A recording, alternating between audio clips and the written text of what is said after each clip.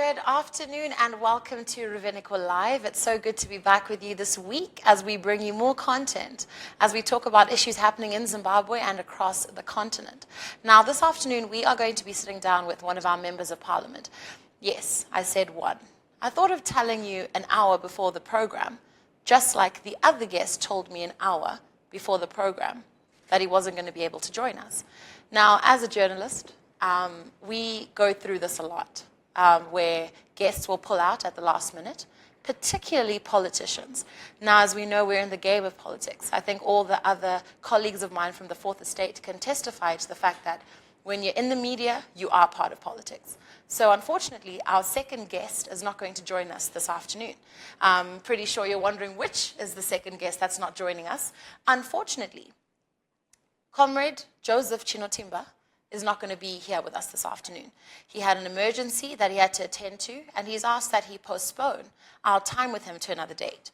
Now, I take that kindly if somebody tells us well in advance.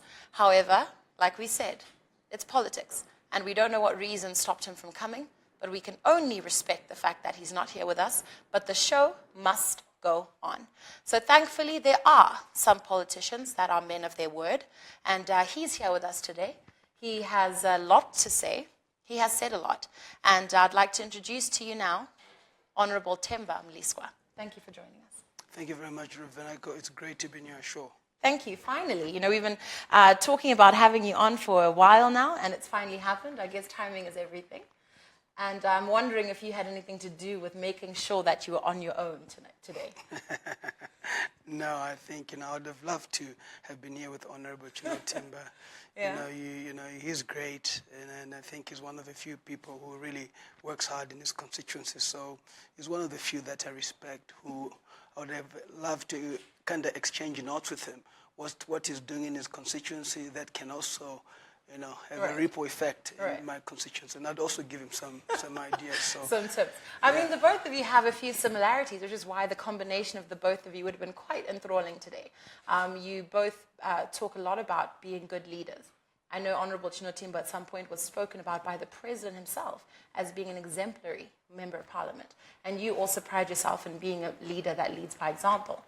Now, when I was calling different parliamentarians to join me on this platform, Honorable Mliswa, it seems as if many people do not wish to share a stage with you.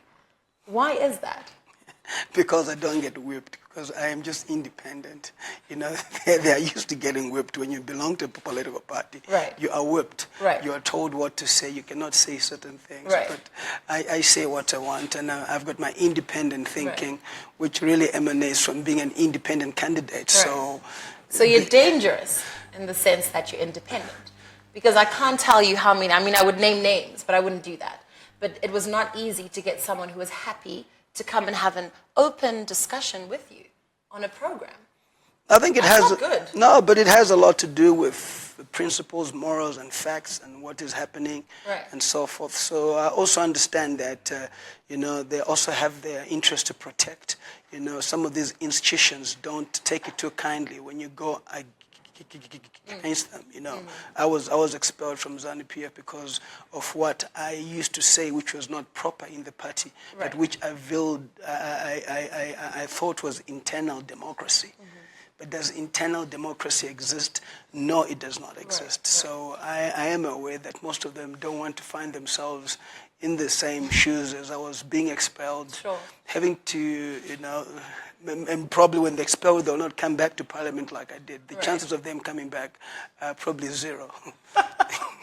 Now, we're going to get into detail about your expulsion later on in the program. We're also going to understand where you sit right now. I put out a tweet earlier saying we have a guest today who nobody really understands which political party he belongs to, because there have been a lot of comments and a lot of speculation around where you sit. But I'd like to just now go into more about you as a person before we get into that. As you know, this is a program that's open to you. Those of you that are watching, please let us know your thoughts and comments and questions for Honorable Temba Mliswa, who's here with us for the next 1 hour. And I'd also like to acknowledge our sponsors that made this day possible. Our set is looking amazing, thanks to Tangerine and Davies Events. right? They've put all of this together, the decor, the lighting, and I'd also like to acknowledge Tel1 for our amazing internet that's making us be with you right now, as well as Swiss Global in England. They're based there in the UK, and they bank a lot of their service on money transfer. We can't run away from the fact that there is a huge population in the diaspora, and they have hundreds of thousands of clients, a client base of over 50,000, I believe, where they communicate and basically make it easy for you to live outside of Zimbabwe but still be able to connect with your people here. And of course, Zimbo Live, who's also airing this program on their platform. So, Honourable Mliswa, let's get right into this. Now, your background, like many members of parliament, is a colourful one. You were a coach, right? And we've been through all that before. But what I want to know specifically is, with your background in sport, if your journey in politics continues, would you want to see yourself as the Minister of Sport? No, I'm really beyond being the Minister of Sport right now, to be honest with you. In the last election, 2013, I won. I thought the president would appoint me as the Minister of Sport because I have a degree in sport. There's no one amongst the members of parliament who's a degree in sport, and with my experience in sport, I thought that was pretty automatic, but I didn't realize that there was a lot more lobbying that was needed for you to get that. Honorable. So I missed that one. So I didn't have anybody to think lobby for me. And contrary to what people think, Didmus Mtasa was then very influential in ZanuPF. So if at all, he's your uncle. He's my uncle. So if at all he supported me, he could have gone and told the president. But that's nepotistic. No, I think. Why would you expect that? No, I think Joao is there, and I don't think that's nepotistic. I think he's able to do a job. So you think it would have been on merit that you would have exactly preserved that portfolio? That's the reason I'm saying there is no one with a degree, BA honours in sports and fitness studies in the whole parliament of Zimbabwe. But there are many ministers that do not necessarily hold degrees of the ministries and portfolios that they carry. Do you think that's a problem in our leadership? Listen, the Minister of Health has got to be a doctor. Right. The Minister of Legal Affairs has got to be a lawyer. Right. So why can't the Minister of Sport be a sportsman, degreed? Right. So it tends to kind of contradict what we stand for, because you need somebody who will be able to come up with plans, sporting programs that will ensure that as a country we grow. So without you having been to school, understanding how sport works, it becomes very difficult. No wonder why we're in the situation that we're in terms of sport, because we don't have people who have gone to school, studied sport, understood. I was involved with cricket at the Zimbabwe national level, rugby at national level, soccer at national level. So if you talk about the key sports in this country, I was involved at national level. I was in Zambia as a national rugby coach as well, to a point that I went outside this country to be a national coach for a country which is not Zimbabwe. So that's the experience that I was going to bring. Right. That's when you were coaching at Eton School. Yes, Eton was in England. That's where the royal family goes to. Correct. Windsor Castle for dinner. Harrow School as well.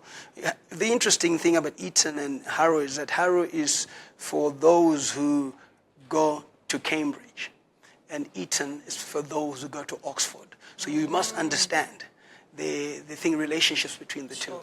So yes, it was a pleasure to certainly be part of those institutions. You touched on two things. The first thing I want to get to is you indicated that we are in this situation. I imagine this situation being the Zimbabwe situation, because not all cabinet ministers, for example, carry portfolios for degrees that they've studied. Do you feel that that's a weakness that needs to definitely be addressed if there was ever to be a new government? No, I agree with you. Listen, I've said this before, even in Parliament. I don't take away what Honourable Chinamasa is trying to do with the finance, as the Minister of Finance, but he was the Minister of Justice. He is a lawyer. But we've got accountants. We've got people who have done so well. We have got economists. Why can't they be put in charge of the economy of the country? Right. And by nature, you do expect them to come up with quite a lot. You cannot expect the governor of the Reserve Bank to be a lawyer. Gono was an economist. Mangunja is an economist. So it goes with the trade. So do you think that Minister Patrick Chinamasa is not doing a good enough job because he's probably in the wrong portfolio? Of course. He's not an economist. He's not a finance person. He's a lawyer. And lawyers, by their nature, are quite rigid. And in being rigid, you need somebody who's quite versatile when it comes to the economic issues of this country. So we are in that whole economically, I respect the hard work he's putting in. He's a nationalist, he's a patriot, but I don't think he's the best to do the job when we've got economists, accountants who can turn around the economy of this country with what they learned at school. Interesting. Well, let's talk about a portfolio that you have knowledge in, based on your theory that everybody who is in cabinet should have experience or education in the portfolio they carry. Let's talk about sport. Before we criticize Minister Mliswa, let's talk about the area that you are a specialist in. Now, our Warriors have gone through a very tumultuous time in the last couple of months. And there's criticism about how the sporting area is managed in Zimbabwe, not just football, but generally. But I'll make it specific to football and ask you and say, what would you have done differently if you were the Minister of Sport to make the Warriors more successful, both for themselves and for the fans? First thing I'll do as Minister of Sport is to have a national policy on sport, which each association, be it football, rugby, will have to measure itself against. Failure to be able to attain the goal, you have to go back to the drawing board, which is the national policy on sport. And for me, that starts from soccer. There's got to be a development program which is put in place where we know very well that in 5 years' time we're going to have under 13 players who are going to make it to be under 18 and are going to take part in a regional tournament. These are the players who are going to take part in an international tournament. It's planned. It just doesn't happen overnight. It has a lot to do with the psychology, fitness, the diet, which is quite complementary on any sports person today. And for me, in terms of administration too, we need people. Fifi Chiangwa is there. He's a businessman. He understands business. But he needs to be backed up with people who can administer sport, who understand sport, to be a successful president of the country. You don't need to understand everything, but you need to be backed up by people who have specialities in those areas, who are experts in those areas. To me, so that's are you supporting Dr. Philip Chiangwa in his endeavors? I support him as the leader of ZIFA, but equally he has got to be supported by technocrats in sport. You need to do that. You need to have a development program. If Philip Chiangwa is not... Why don't you implement it with your experience and your knowledge, even though you're a member of parliament? Today we're talking about leadership. You know, what makes a good leader from the bottom up and from the top down? So if you are already in the structures politically, you have influence, you have a voice, and if you're seeing the sporting area, particularly football, going a way in which you don't necessarily agree in, why don't you approach ZIFA and say, look, let's talk about this? I'll never approach ZIFA for as long as the Zimbabwean government is not a key stakeholder. The government must be involved. The mere fact that His Excellency decided to set up a department, a ministry for sport, did indicate how serious he was. So it has to be backed up by the funding. Okay, the Minister Chinamasa's Ministry of Finance, being the Treasury, must inject money. Without government putting money into sport, I cannot go there. Government needs to put money into a lot of areas. But my point is that what is the point of... Unfortunately, that one doesn't really answer the question because there's no money. Right? But if there's no money, then you're not going to get the results. Like you said, technocrats and business should support these areas, right? So to me, this is where we are, because we don't have government putting money into sport. You then expect a medal, you expect the guys to do well. They cannot do well. How does someone like Kirsty Coventry still manage to excel? Without enough government backing, she still manages to bring home gold every single time. But you've got to understand the culture that the white families have in sport and in support is different from the black families. Is it the mentality or the finances? It is more the culture. Our culture, our parents want us to be educated. They want us to get A's. Whereas the white families are prepared to support. I can tell you how many black parents go and watch their kids do sport. Not many. They are forced to because they're sending these kids to schools which they are compelled to do that. But that's not entirely true, Honourable. I mean, if you look at the national teams, they are easily over 60% represented by black people. Unless you're talking about water polo, or gymnastics. Generally, we're talking about a very black-dominated sporting team when you look at Zimbabwe. I agree with you. So the black parents are there. No. My point is this. Look at those playing water polo. How many parents are there to support. It's a very good statistic. And look at those playing soccer. The entire stadium is full. But how many parents are there to support them? Right. So it starts from in the home. It's got to be in the family. They say that charity begins at home. Right. Byron Black's success is through the family. Kirsty Coventry is through the family. Peter Ndlovu, yes, the family was involved in sport, but only a few can you actually name. Okay. Well, we've heard your views on sport. We're going to continue with our program. We see some of your comments coming in. It seems people are very eager to dive straight into politics. Got some comments here from Asan Hamandawana, and we're going to get into that comment just now, but just to continue with our flow of our conversation, so do get your comments coming in. We do want your opinion here. We want your questions. As we have Honorable Mliswa, we have read that he has aspirations to become president. So we want to find out what it is that he's going to do for you and me over what anybody else will do. So keep those comments coming in. This is your show, and we're here to address those issues. Now, Honorable Mliswa, in terms of your background, we did a lot of, looking into more than what we're reading in the press. But you have had not a very good history with our police. You've been arrested a couple of times, and we know that, there's accusations you've made at senior officials, not just in the police force, but even in government. And the question I want to ask you is, these accusations that you make, are they founded on anything, or are they based on opinion? And I'll reference one in particular, where politically you accused politicians of being homosexuals. Is this necessary? This is something that comes up a lot in Zim politics. Maybe because it is illegal to be a homosexual in this country. But my question is, why does that matter? Why is it any of your business? And how are you so sure that these people that you speak of are homosexuals? Let me be honest with you.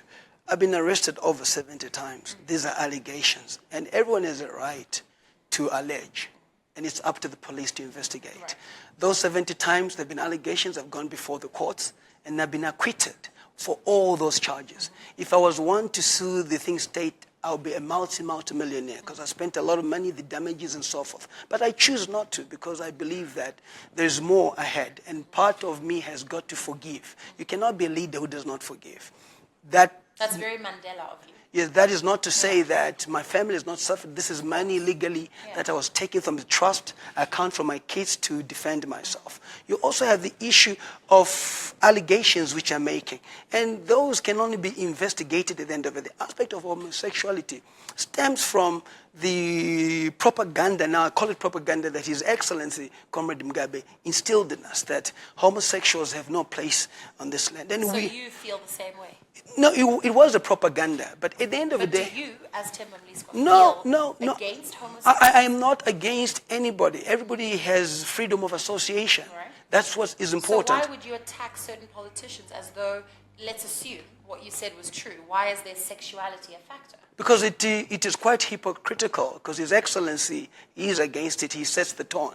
But you have those within his cabinet where there are allegations that there are. He's never tried to... So it's either... But you agree they're allegations? This is basically what I'm saying. These are allegations, but until a matter is investigated, we don't know the outcome. So they remain allegations. Why would you go out and call ministers such as Minister Kasugwere homosexual, right? Why would you do that publicly when you don't know this for a fact? But listen, the only way you can know for a fact, as I said, is if you were probably involved in a relationship with him or you witnessed something firsthand. Why is that anybody's business? This case is before the courts, and I would not want to preempt a lot. I think try and respect that. There's evidence that must be put before the courts. I've been sued for it, so I have to now prove to the courts. But why did you say it in the first place if you were not sure? My point is that I cannot give you the evidence which I'm supposed to go before the court. It's before the courts, and with due respect. I can respect that. Yes, it's before the courts, and I would not want to their defense. Okay. Yeah. All right. We continue here on Ruvheneko Live. The hashtag is Ruvheneko Live. This is also airing on the Zimbo Live platform. So keep your comments and questions coming through. I can see a lot of them piling up. So we're going to get to those a little bit later on. But for now, we're powering through some of our key questions as we address the agenda of leadership. We have Honorable Temba Mliswa, who is now an independent candidate, expelled from ZanuPF, and now he is making a way for himself. In the most recent media reports that we've read, he has aspirations to become president or perhaps vice president, as he said most recently in one of his interviews that he did on a radio station. So we're going to find out a bit more about those aspirations. Honourable Mliswa, as we look at you going forward, there are some things I think we should clear, for your sake, if you have further ambition in this area where you're going to be looking for votes and all of that. One of the questions I have is that in the background of, your history with the ZanuPF party, are you at peace with your expulsion, and are you happy as an independent? Extremely happy. There are not many people who are expelled from ZanuPF and come back into parliament. I stood against ZanuPF in Urungwe West, which was a very violent campaign. I lost. I never campaigned. I lost by 1,000 votes. I still believe that it was within me to prove to the people of Zimbabwe that nothing is unstoppable if you have a vision. I stood against ZanuPF in Norton. And this is a by-election. This is a by-election compared to a general election where all resources from the party are put in there. And I won by over 3,000 votes. And it was because of the mere fact that you've got to respect the electorate at the end of the day. You cannot take the electorate for granted. And I think this is what, unfortunately, us members of parliament and politicians tend to forget, that the power is with the people, not with the fights that we have. Here's a question from Edson Wanange. Ranzi, why are you only opposing ZanuPF after you have been booted out? Why did you not complain while you were part of the ruling party? Yeah, I think it's important for people to pay attention to data. I've always been critical of ZanuPF. I've always been critical of the corruption in ZanuPF. I asked Honorable Obert Mpofu, when he was Minister of Mines, how he had gotten to get a bank. I always believed in the transformation in ZanuPF of young people. I always was very outspoken about a number of issues that happened in ZanuPF. If he pays attention and he follows me, he must realize that I was an independent thinker and I believed in internal democracy. And then that is the sole reason. So why were you part of ZanuPF in the first place? No, I loved ZanuPF. I believed in ZanuPF. I believed in ZanuPF being a pro-black movement. I believed in the policies that they have of empowering people. I believed in a lot of things that they do. My education is as a result of the ZanuPF policies. Just because I've been booted out of ZanuPF, that does not stop me having friends with them or associating with some of the good things that they've done.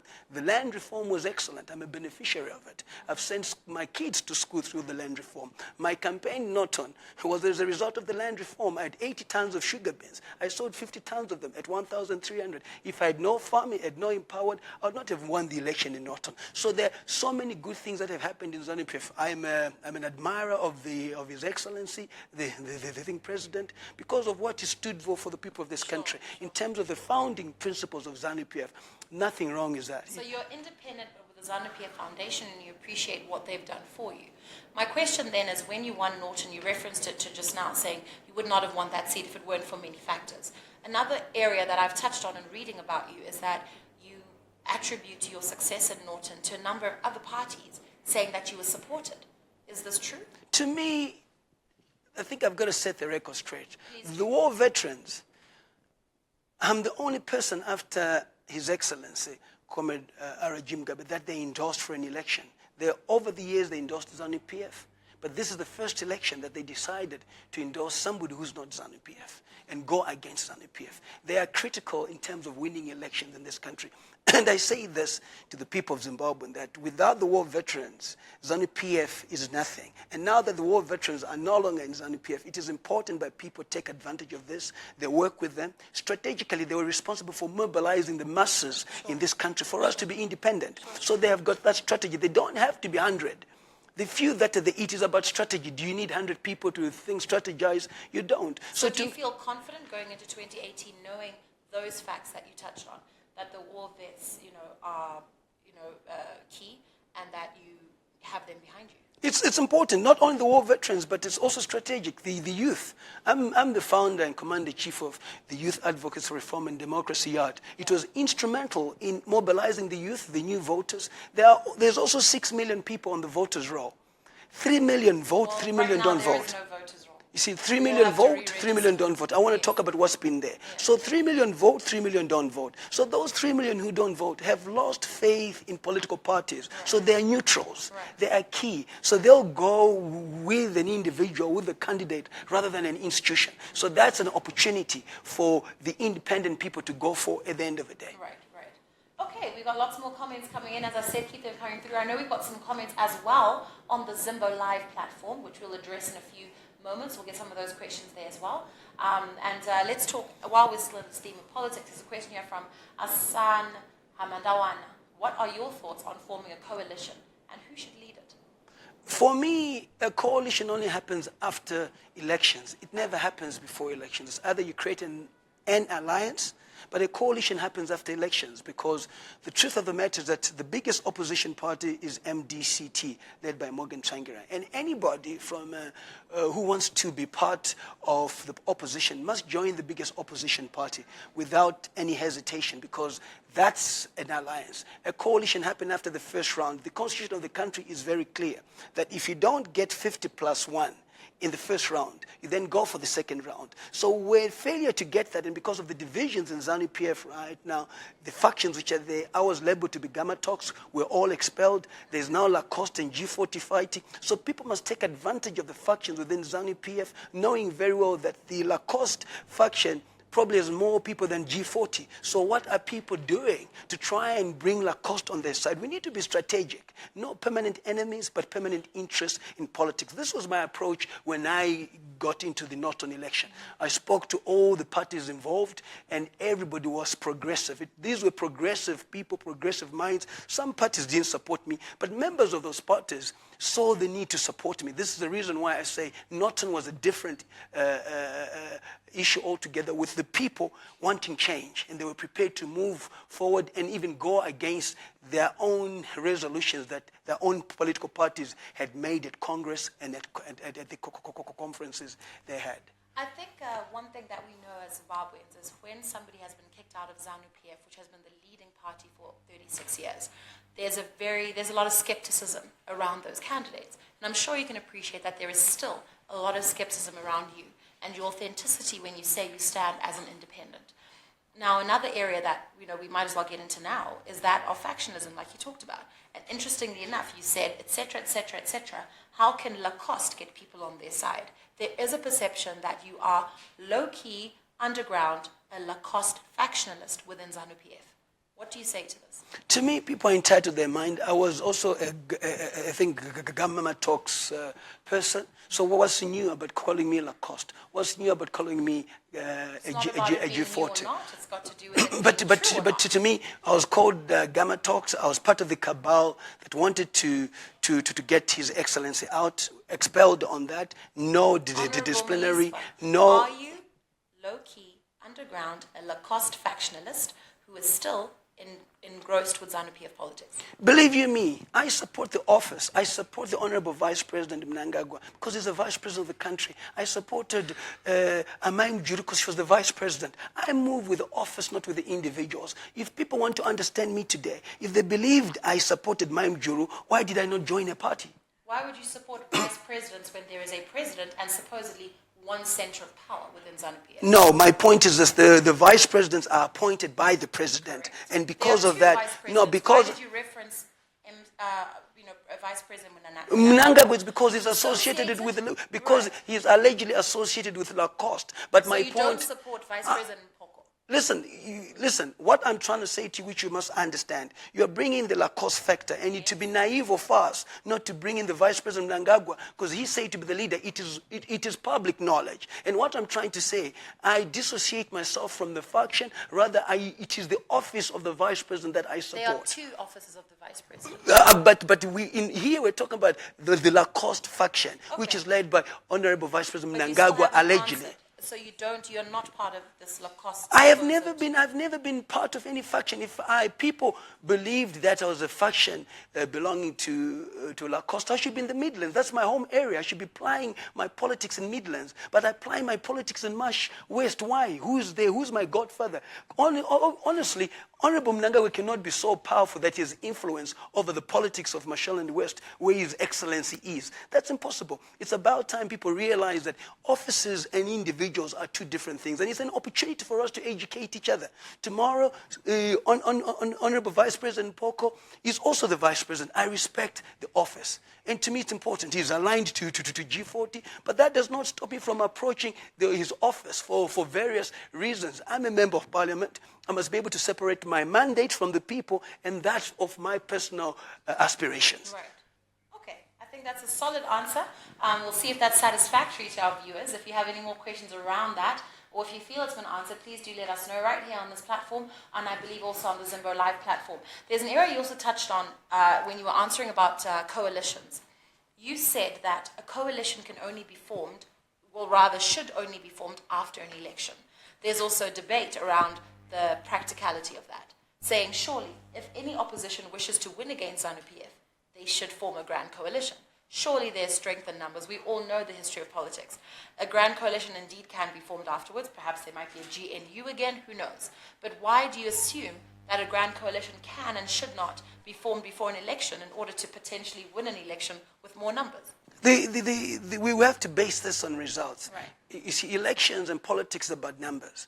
2013 results, the opposition together had less than 40%. ZanuPF had over 60%. That's the starting point. Right. So the opposition together, 2013, had less than 40%. So how can they win 2018? So the only way to win 2018 is to be able to take from ZanuPF. That's the reason why I've said that there's nobody who will rule this country or whichever movement without a component of ZanuPF. And this I say so because... So are you a component of ZanuPF?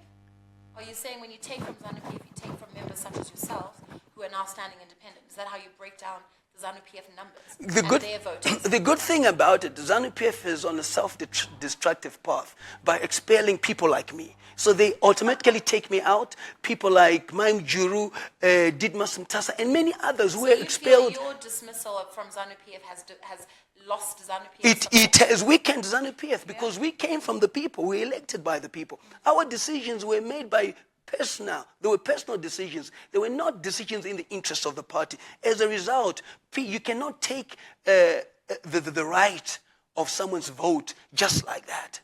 They had voted for me to be 5 years. If you go to Urunga West today, they all said I'm not there. So do you think they will really be quiet about it? 2018, they will speak. They will not allow leaders to be imposed on them. You cannot impose leaders on people. They've got to come from the people. They've got to be elected by the people. And ZanuPF is on a path of imposing leaders rather than allowing the electorate to speak and respecting the voice and the right of those who vote. I want to take in what you're saying, but understand the context, right? I asked you in many different ways, but I'm going to ask you directly. Are you running for president in 2018? No, I'm very clear. I would like to run for president. That came saying, I will be the Trump of Zimbabwe in 2018 elections. You didn't say that at a rally? Listen, what you've got to understand that I have aspirations of leading this country. There's no teacher who doesn't want to become a headmaster. Did you say these words, however? You'll be the Trump of Zimbabwe in 2018. There's absolutely nothing wrong. I love Trump. You said that? I love Trump. But did you say that? I love Trump. Whether I said it or not, I am more than happy to associate myself with that. I'm more than happy to associate myself. The Trump of Zimbabwe would mean you intend to win in 2018. No, 2023. 2018. Have you changed your mind? But remember when Trump, before he became president, he talks about wanting to be president. Okay, and there were elections which thing happened. But you put a date to this. That's why I'm asking. 2018 is next year. For me, what I'm saying to you is that you plan these things, you just don't go into them. I am a generation which believes must also represent my generation. Right. And 2023 is the right time to do that. But 2018, I must be part of the presidium. So 2018. Yes, 2018, I must be part of the presidium. So it is true that you said, where is your comment about being vice president? You did say that you aspire to. There was an interview you did with an England-based radio station earlier this week where you touched on that. So you would like to be vice president? No two ways about that. I'm more than happy to do that, to be the vice president, to also represent my generation, and it's up to the people to speak. Listen, to me, I'm very decisive about what I do. I'm very focused about what I do, and I think the reason why as Zimbabweans, at times we get the thing, leadership we get is that we are not decisive. I'm very decisive, but it's up to the people to speak. Right. Another comment around your aspirations toward being president. You said, now I'm going for the biggest bull in the kraal, President Mugabe, because there must be one bull in Zimbabwe. I think it was very clear. That was from the Norton by-election. The Vice President, Honorable Vice President Mpoko came campaigning for ZanuPF. Honorable Vice President Nangagwa came campaigning for ZanuPF, but they all lost. So there was only one bull that did not come. So in context, it was very clear. Right. So I dealt with all the bulls, and I wondered whether they were bulls or they were heifers. Now you're just being cheeky. But just to see clarity, you do not intend to be president next year. You're not running for president in 2020. No, I'm more than. No, I believe there are people who we should convince, like Shingi Mnyeza and Moyo, should run for president? Kosana Moyo. I think Mtuli Nube. Listen, they're good people. These are just some of the names I have. Right. You see, we've got to have new faces. Right. People who don't have corruption. People who love this country, who want to see this country moving forward. It's about a good Zimbabwe, what we want for Zimbabwe. And my prayer to the people of Zimbabwe, I am not a saint at all. I have my weaknesses, but I have my strength. Yeah. Look at what I'm better off doing. I'm better off taking from ZanuPF, and which is critical in winning. So allow me to also apply my trade in an area that I'm at. The people who are good at raising money, I'm not good at raising money, so let them raise money. So it's all about us doing what we are good. You distance yourself from money issues. You see, exactly. I never like being close to money. Right. Okay, so just to clarify, you do not want to run for president, and will you be joining any other party, or are you going to continue as an independent? No, I'm not going to join any other party. I enjoy my independence, and it would be a big betrayal to the people of Norton if I joined any other party. I stood as an independent, and my assurance to them was I would remain independent. So are you going to build a party of your own as an independent, or are you going to carry on as an independent? No, I'll be an independent candidate. Our presidential candidate will be independent too. Okay, so our candidates will equally be independent candidates, because we believe that there's more. Because most of the people belonging to political parties, when they leave them, are not comfortable with supporting another party, but they can support an independent candidate. And this is out of the Norton by-election, where ZanuPF controlled 7 wards, and I won 7. I won 5 of the 7 wards. Right. Okay, which shows that as an victory. We'll give you that. Thank you. Our messages here from you. We've got our Facebook platform right here on Ruvheneko Live. We've also got the Zimbo Live questions. There's a Richard Matavide who says, and Richard Matavide, I must emphasize, Honorable Mliswa, that the Zimbo Live platform is predominantly diaspora-based. And so a lot of these questions are people that are still interested and still love their country, but want to understand the politics, and obviously want to hear from people like yourself. So let's hear this question here. He says, what do you think of Dr. Mjulu as a politician, and what is your comment on allegations that you're fighting for Mugabe to step down? For me, I believe that our generation must step up. I think Dr. Mjulu is part of the generation which has had its time from a generational point of view.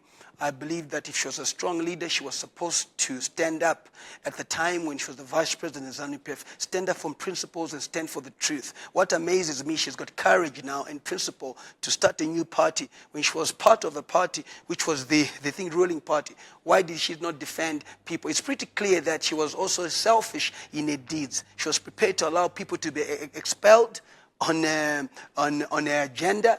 Okay, now it's pretty clear, and we didn't know of her agenda. We were just working in the party, following the party lines. But now that it's been exposed, I don't believe she's a good leader. And I think she was handpicked by the president. She was liked by the president. And being handpicked is different from being elected by the people. Most of the vice presidents of ZanuPF are not elected at Congress. It is the preserve of the president to appoint you. So by being appointed by the president, does that mean that you are popular? Because you must be popular within your party first before you contest out there. So Ma'am Julie never stood for an internal election as vice president of ZanuPF. So how do you measure his strength? That's something. In terms of the president, I have a lot of respect for him. The legacy we must protect, but it's about time that he rested, and I think he leaves it to other people who can take this forward. Our generation is ready to serve. It's not ready to destroy what is put together, but basically to take this country forward, and from an economic point of view, to address the economic issues, which I think are actually critical to the people of Zimbabwe. So it is my prayer that he sees it fit to do what's good for him and what's good for the country. You can't force him. He is the leader till 2018 from a constitutional point of view, so we must also respect that. But it is our prayer that he sees that. So 2 things I'd like to take from that. The first is about Joyce Mjulu. You don't believe in her, credibility as a leader. You feel like she was put there because she was chosen by the president, but does not deserve to be a vice president.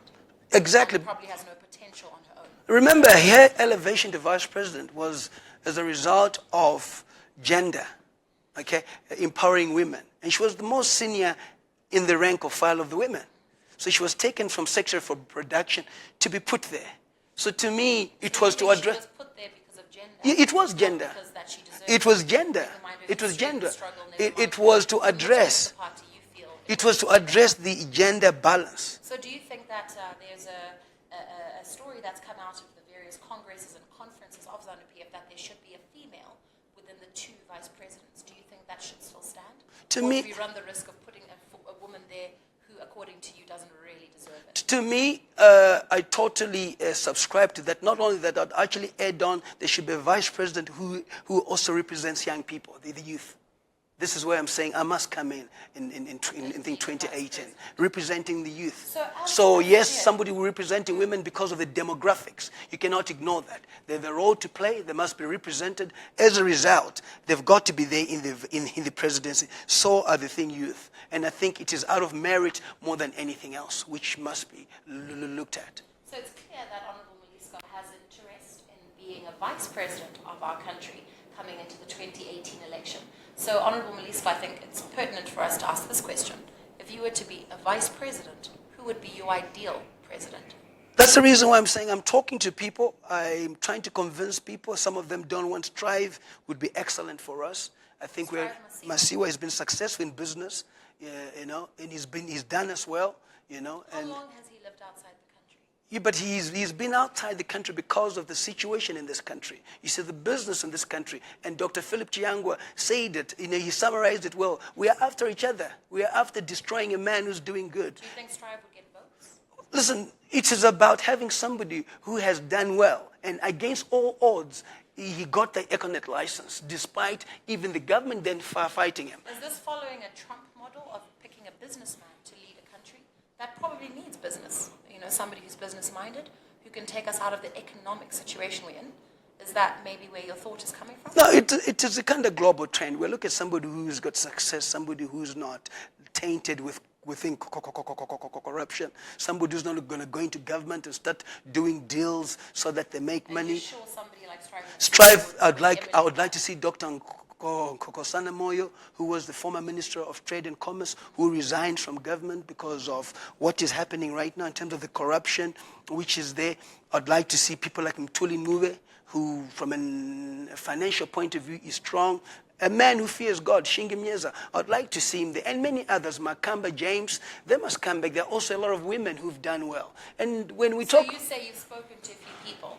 You've spoken to these people that you're listing? No, I'm trying to talk to them, and I'm trying to convince them. Hear you now. Yeah, I'm trying to convince them if they are for Zimbabwe and Zimbabwe moving forward. You see, when you preach, okay, and when you're a priest or a pastor, they always say that the call comes from God. But in the realm of politics, the call comes from people. So when the people are calling, Strive, come, he must answer the call too. Mthuli, come. The people want him. Which people? The Zimbabwe, I want him. But where does this call come from? I'm not sure. Are there people that would like to see these names in power? Perhaps let us know.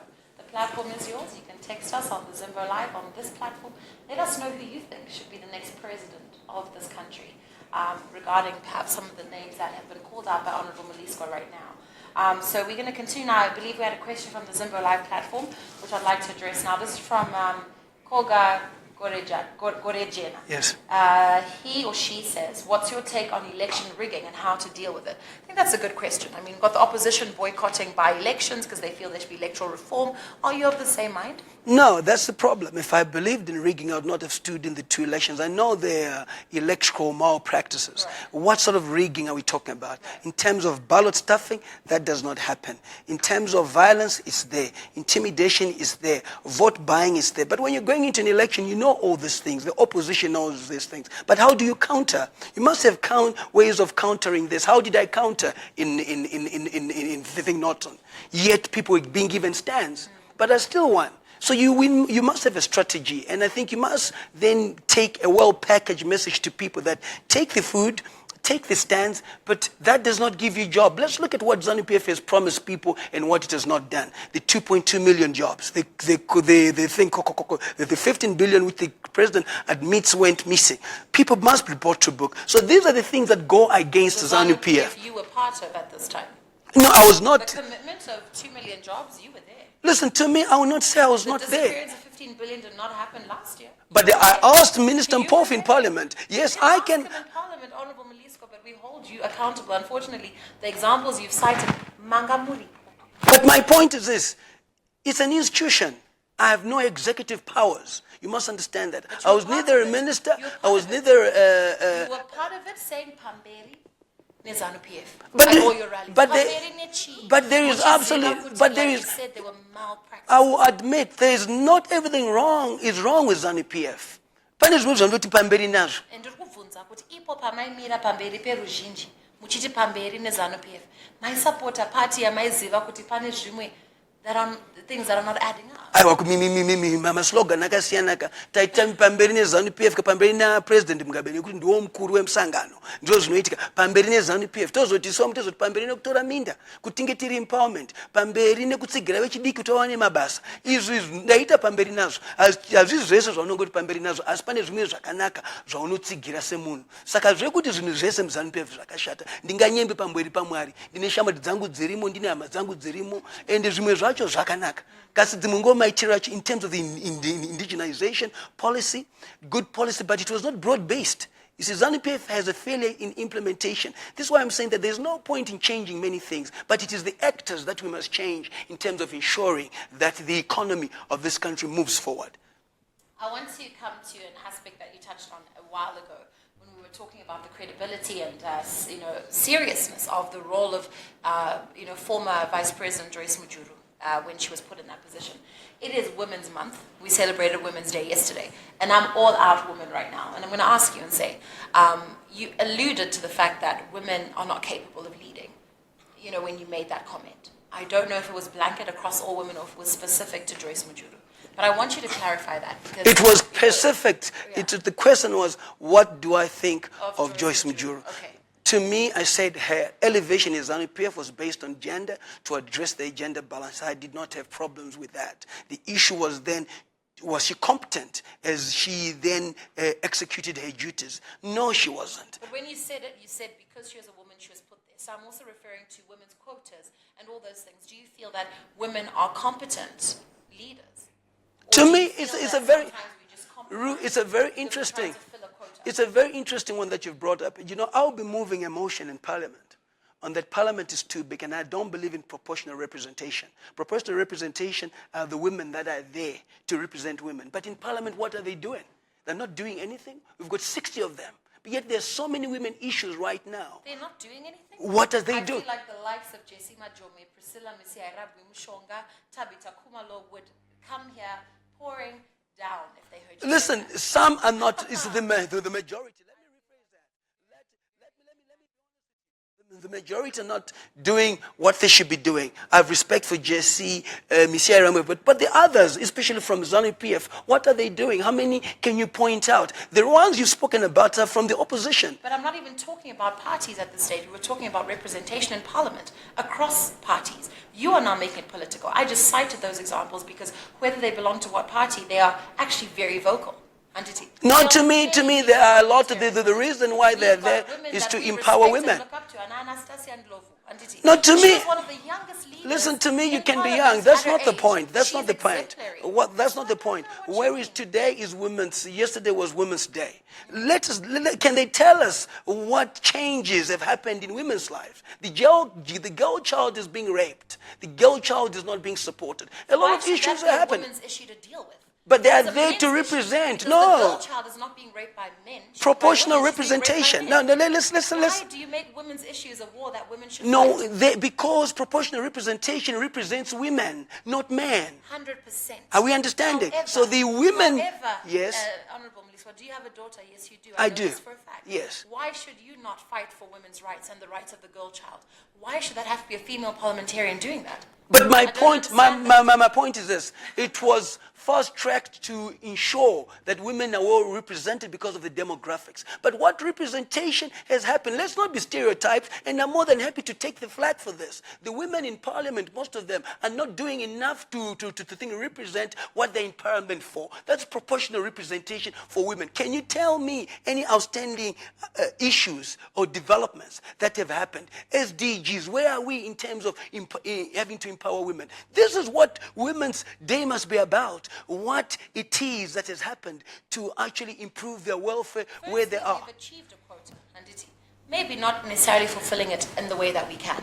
The other thing I know for a fact is when men in parliament were presented with sanitary towels that women use, the issues that the girl child faces, most of you men shied away, some of you walked out. So I'm trying to understand how much more you want women to fight for what women believe in, what women need, when there is not enough reception from the men. I don't understand it. But to me, to me, it's quite automatic. And we must take this seriously. It's a very important debate. Proportional representation. This is taxpayers' money.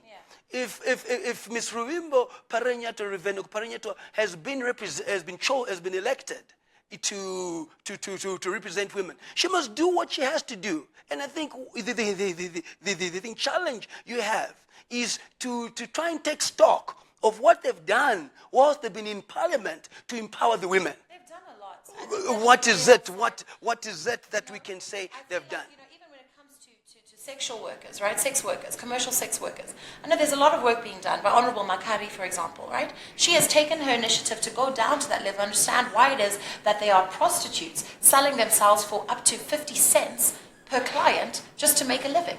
These are real issues. No, perhaps you want to see something huge on a building. We need... We're talking about day-to-day No. that a woman who is heading her household has to deal with. Believe you me, we had Mang Juru representing women in the presidium. Right now we have no one. So we've actually taken 10 steps backwards. And the other issues that how many ministers in cabinet? Do we have more women? These are issues. I'm talking about women being in the corridors of power, not bringing up petty issues, being in the corridors of power where they can make... How's what I've mentioned? No, but what I'm saying is, there must be in the corridors of power to make decisions. Perhaps we should be in the corridors of power when our issues are being referred to as petty. Let's come to our Facebook platform here. Questions here from Tawanda Muchanyuka. How can you be a youth vice president when you're almost 50 years old?